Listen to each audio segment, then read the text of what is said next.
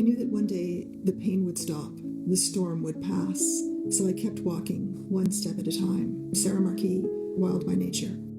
For about 6 million years, we human beings have been upright and walking, or in anthropological terms, bipedal. Walking upright on 2 feet is a defining characteristic of humans. It's fundamental to our existence and our physical and mental health.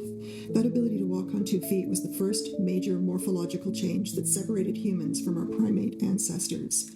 We stood up on 2 feet and walked upright so we could more effectively gather food in our arms.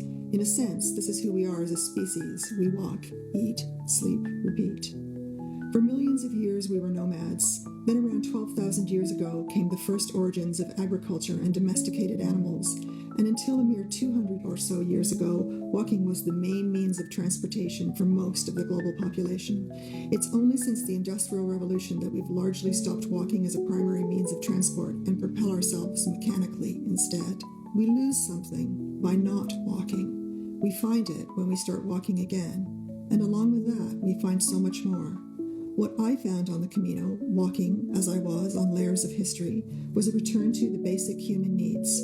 My life was reduced to little more than walking and eating. We are the only species that walk upright and cook our food, and these two uniquely human activities are so primal that it seems their stories belong together. I began to think about how these two intensely elemental actions are wrapped up in each other, one feeding the other.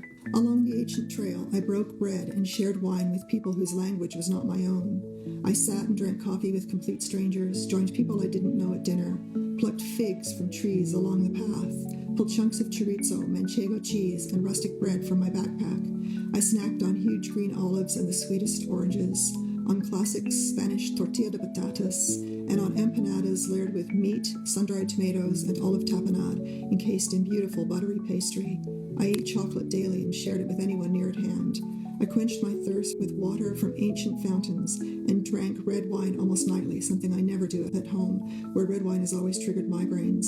Instead, I had a huge sense of healing, intense feelings of well-being, gratitude, joy. Walking is freedom.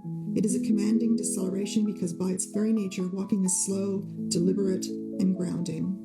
We walk for the sheer physicality, for exercise. We walk to get from one place to another. We walk to reconnect with the natural world, with our history, with our species, with our own bodies. We walk for enlightenment, for the powerful spiritual, medicinal, and meditative aspects, for the clarifying effects. We walk to give our lives meaning. We walk because it is purposeful. We walk to experience nature's transcendent beauty.